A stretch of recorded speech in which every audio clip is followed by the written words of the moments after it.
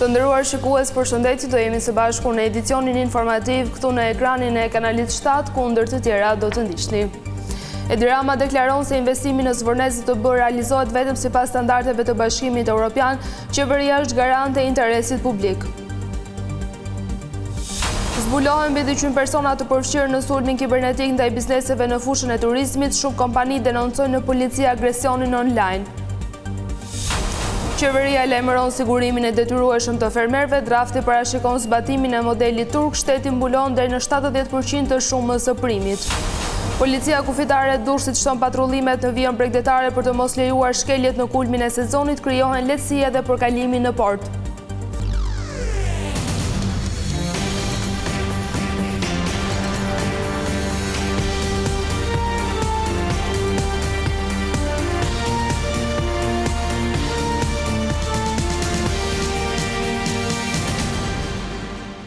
Vjojmë gjërësisht me lajmet.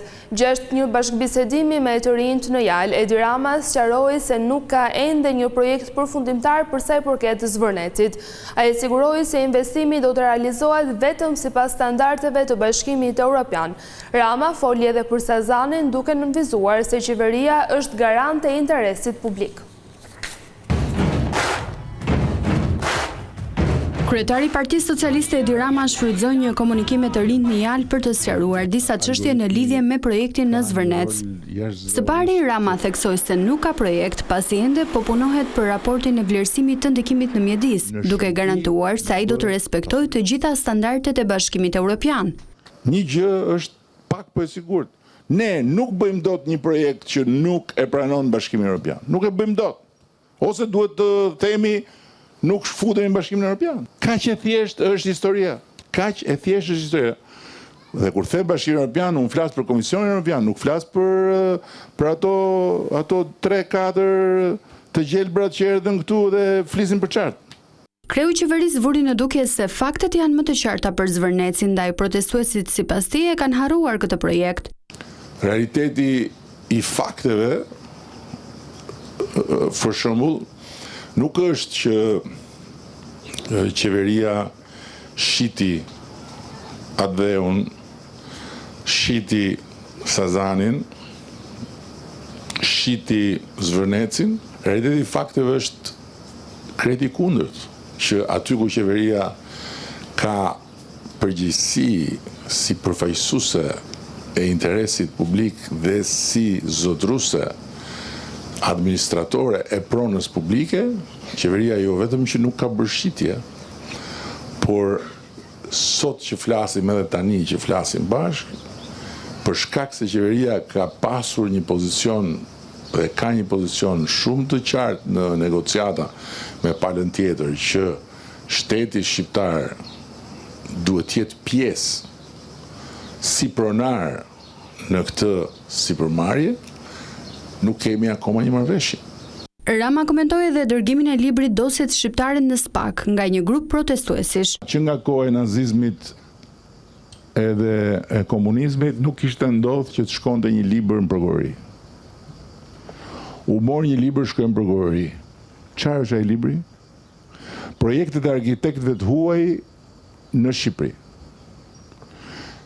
Projektet e arkitektëve të huaj në Shqipëri, të cilat janë projekte të investitorëve shqiptar që duan të bëjnë ndërtime. Çfarë problemi kanë këta që niveli arkitektonik dhe niveli i ndërtimit të shkojë komplet në një kategori tjetër? Qytetarët që kanë dalë në protestë prej datës 31 maj kanë hartuar 5 kërkesa drejtuar qeverisë. Ata kërkojnë ndërheqjen e Edi Ramës dhe krijimin e një qeverie teknike, si dhe ndryshimin e kushtetutës dhe kodit zgjedhor. Gjithashtu, protestuesit kërkojnë shfuqizimin e paketës së maleve dhe ligjit për investimet strategjike, si dhe anullimin e ndryshimeve në ligjin për zonat e mbrojtura dhe në ligjin për trashëgiminë kulturore. Kryeministri Edi Rama ka reaguar sërish ndaj një pjesë të protestuesve, duke i akuzuar se po dëmtojnë imazhin e Shqipërisë dhe sezonin turistik përmes fushatës së tyre në platformat online. Përmes një postimi në rrjetet sociale, kreu i qeverisë publikoi një video në platformën Booking të Galas Rosafës, e cila ishte shoqëruar me komente negative, duke e cilësuar këtë një përpjekje për të goditur turizmin shqiptar. Kryeministri u bëri thirrje organeve të drejtësisë të ndërhyjnë, duke kërkuar që prokuroria të veprojë sa më shpejt ndaj personave që sipas tij po dëmtojnë pronën publike dhe private. Hetimet e policisë kanë zbuluar mbi 200 persona të përfshirë në sulmin kibernetik ndaj bizneseve që operojnë kryesisht në fushën e turizmit. Të dhënat tregojnë se ata kanë vepruar në koordinim për të krijuar një imazh negativ në rrjetet sociale. Ndërkohë shumë biznese të tjera kanë bërë denoncimin në polici pasi janë goditur me të njëjtën mënyrë. Të paktën 200 persona janë identifikuar nga policia e shtetit në lidhje me sulmet e orkestruara të ngjashme me sulmet terroriste kibernetike, me të cilat janë përballur bizneset private gjatë këtyre ditëve të fundit. Burime nga grupi hetimor bëjnë me dije për Vision Plus se nga këshyrja 10.000 profileve që po verifikohen, të paktën janë evidentuar 200 persona me profilet e tyre të sakta, por që dyshohet se kanë krijuar me pas adresa falso zinxhir në mënyrë për të goditur virtualisht bizneset private në hoteleri, turizëm, resorte, bujtina, restorante dhe shumë aktivitete të tjera private. Pas deklaratës së drejtorit të përgjithshëm të policisë së shtetit Skënder Hita, të paktën 10 biznese të tjera janë drejtuar uniformave blu ku kanë bërë kallëzimin e tyre, pasi kanë rënë prej këtyre sulmeve të paprecedent, duke u bombarduar me adresa falso që sulmonin bizneset e tyre. Hetuesit kanë dyshimet e forta se sulmet kibernetike në mas që kanë ndodhur, të ngjashme me sulmet e hakerave iranian ndaj faqeve shtetërore, janë kryer në bashkëpunim, ku autoret komunikonin në grupet e ndryshme dhe pasi shënjestronin një subjekt privat, hapnin faqe falso në Google dhe me pas nisnin sulmin duke komentuar negativisht në review-t e bizneseve. Hetuesit kanë arritur që të zbulojnë se këta persona nuk kanë shkelur asnjëherë në bizneset që kanë sulmuar dhe nuk kanë qenë klientë të tyre, por mbi të gjitha një person brenda ditës ka arritur që të vlerësojë negativisht 5 biznese të ndryshme në disa qytete të vendit. Kjo tregon haptazi për grupin hetimor se kemi të bëjmë me një sulm të orkestruar virtual ndaj bizneseve të vendit me qëllim shkatrimin e imazhit të tyre. Madje janë zbuluar dhe komunikime që anëtarët e këtyre grupeve komunikonin për sulmet e tyre të radhës, komunikime që po verifikohen nga policia. Hetimet për dëmtimin e imazhit të bizneseve private po kryhen mbi disa vepra penale, si falsifikimi kompjuterik, ku vetëm kjo vepër penale parashikon dënimin nga 3 deri në 10 vite burg. Sa i takon kësaj vepre penale, grupi hetimor po analizon pikërisht identitetet false, llogaritë krijuara artificialisht, koordinimi mes autorëve dhe përdorimi këtyre të dhënave si vlerësime të vërteta klientësh. Gjithashtu autorët e këtij sulmi kibernetik mund të përballen dhe me akuza të tjera si manipulimi i tregut, manipulimi i çmimeve dhe përhapja e informacioneve të rreme, shpifjes, prishjes së imazhit e të tjerë. Ndërkohë autoritetet po punojnë gjithashtu dhe me gigantët e teknologjisë Google dhe Meta në mënyrë që të parandalohet sulmi kibernetik dhe profilet e bizneseve të kthehen në normalitet, duke hequr efektin e krijuar si pasojë e faqeve të rreme të hapura nga një grup personash pikërisht për të sulmuar këto biznese. Fondi prej 4 milion eurosh për koncertin e Kanye West, sipas kryeministrit Rama, është një investim për Shqipërinë dhe imazhin e saj. Rama vuri në dukje se ngjarje të tilla i rikthejnë shumë fish shpenzimet përmes mijëra vizitorëve që kanë mbërritur në Tiranë. Kryeministri Edi Rama shfrytzoi rrjetet sociale për t'u kundërpërgjigjur të gjithë atyre që kritikuan për financimin me 4 milion euro nga Fondi Rezerv i buxhetit shtetit koncertit të Kanye West. Rama ndau pamjet e stadiumit të ngritur posaçërisht për këtë koncert, duke theksuar se këto para nuk i shërben një koncerti privat, por janë një investim për ekonominë e Shqipërisë. Disa vazhdojnë të flasin për 4 milion euro shpenzim për një natë, por vetëm kush nuk do se kupton që ato 4 milion janë një investim i cili do të rikthehet nga mijëra vizitorët që në 48 orët e fundit janë shtuar në hotelet, apartamentet, restorantet, baret, dyqanet, taksit. Përballë kritikave që në një vend të varfër si Shqipëria, parat e buxhetit nuk mund të shkojnë për një koncert privat, Rama vuri në dukje se ky koncert është marketing për vendin ton. S'kemi buk, s'na duhet kultura. Gabim, kultura nuk është vetëm ushqim shpirtëror, por edhe ekonomi, turizëm, zhvillim, buk. Nga koncerti i Kanye West pak javë më parë, Stambolli pati mbi 100 milion euro vlerë të shtuar. Në datën 6 korrik, qeveria vendosi me akt normativ të kaloj 4 milion euro nga fondi rezerv i buxhetit të shtetit për koncertin e Kanye West. Vendimi u shoqërua me kritika nga opozita, shoqëria civile tashmë është goditur në gjykatën kushtetuese. Një krim antikushtetues e quajti Sali Berisha vendimin për të dhënë 4 milion euro për koncertin e Kanye West në Tiranë. Sipas liderit demokrat, Rama nuk mund ta prek fondin rezerv të qeverisë për aktivitete private. Kryetari i Partisë Demokratike Sali Berisha akuzoi kryeministrin Rama se shkeli kushtetutën me vendimin për t'i dhënë koncertit të Kanye West 4 milion euro nga fondi rezerv i buxhetit të shtetit. Në një komunikim në rrjetet sociale, Berisha deklaroi se fondi rezerv mund të përdoret vetëm për raste urgjente, për t'u ardhur në ndihmë qytetarëve, jo për të mbështetur një këngëtar. Ky është një krim antikushtetues. Në asnjë rrethant dhe në asnjë rast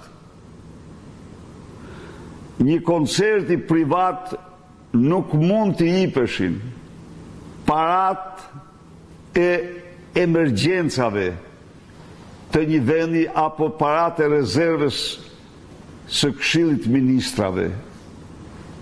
Këtë e bën vetëm ai që nuk pyet për kushtetut. Vetëm ai që nuk ka asnjë interes të shtetit ligjor apo interes kombëtar, ka vetëm interesa personale. Sipas Berishës, ky vendim është një arsye më shumë për të protestuar për largimin e kryeministrit Edi Rama. Ftoi të gjithë qytetarët të bashkohen në një protestë të fuqishme, tërësisht ndaj akteve të përsëritura recidiviste të Edi Ramës dhe qeverisë së tij. Por e vërteta është se pagesa 4 milion për Kanye West është një fyrje, është një injorim i tmerrshëm për shqiptarët dhe ata qindra mijëra qytetarë që janë në protestë kundër tij. Berisha shfrytëzoi komunikimin në rrjetet sociale për të bërë thirrje mbështetësve të tij të dalin në krah të qytetarëve para kryeministrisë.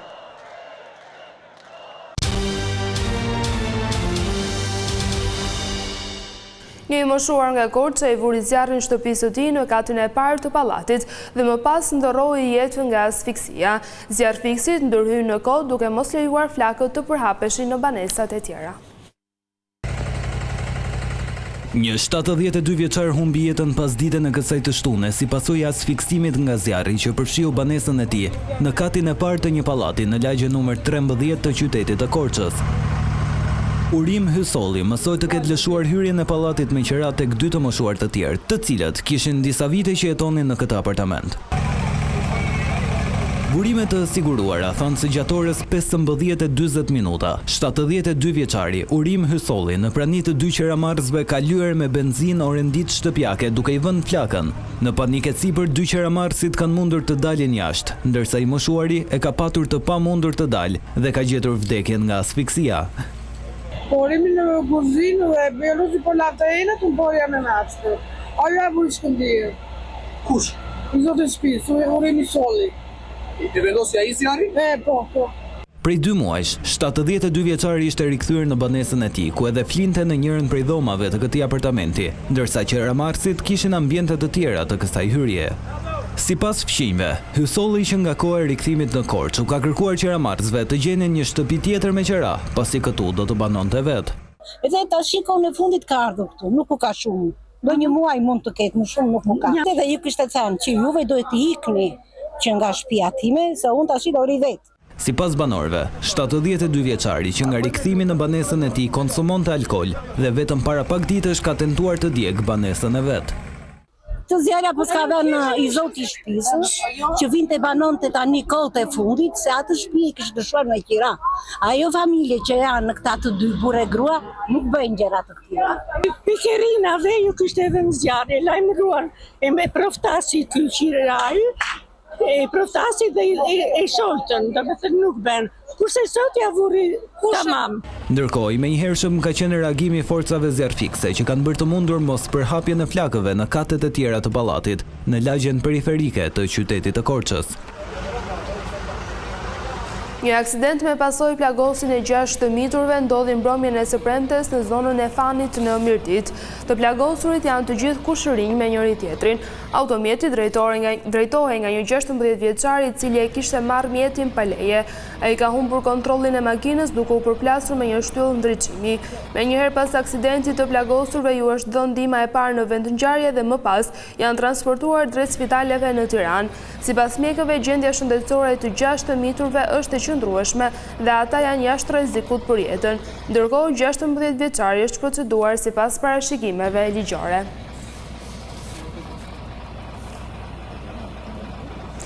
Qeveria ka përgati projekt ligjin për sigurimin e detyrueshëm të fermerëve.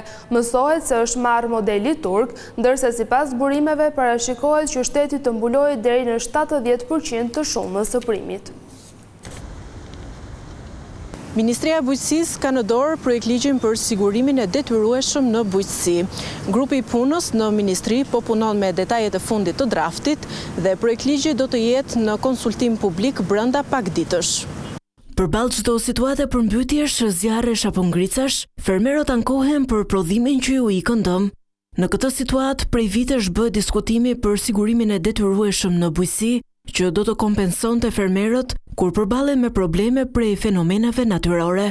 Shumë shpejt publiku do njihet me draftin e parë një ligj për sigurimet në bujqësi, i cili po përgatitet nga një grup pune në Ministrinë e Bujqësisë, i cili do të mundsojë një paket sigurimesh që u përgjihet nevojave dhe kërkesave të fermerëve, bazuar në problematikat e evidentuara vitet e fundit, ku fenomenet caktuar natyror krijojnë dëme, ndonjëherë edhe të konsiderueshme fermerët e gjithë kategorive.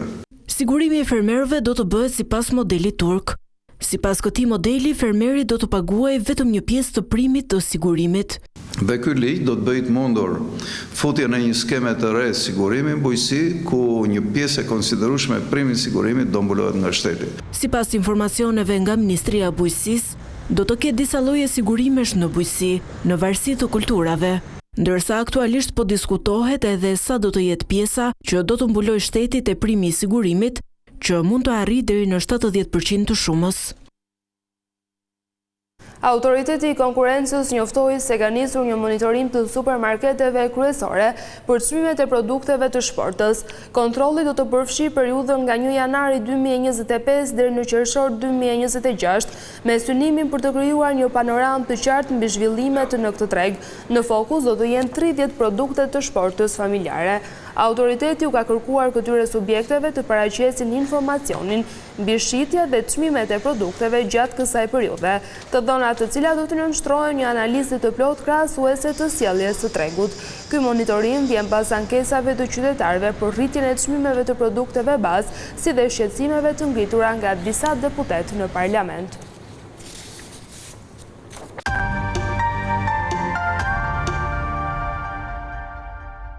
Të rinj nga Shqipëria dhe Kosova ishin pjesë e koncertit Albania Youth që u zhvillua në ambientet e Hotel Melia në Durrës. Interpretimi u realizua në dirigjimin e mjeshtit Shlomo Minc. Mbrëmjen e së premtes, në ambientet e Hotel Melia në Durrës, u zhvillua koncerti Albanian Youth Chamber Ensemble, në drejtimin e violinistit dhe dirigjentit të njohur, maestro Shlomo Minc, me pjesëmarrjen e muzikantëve të rinj nga Shqipëria dhe Kosova.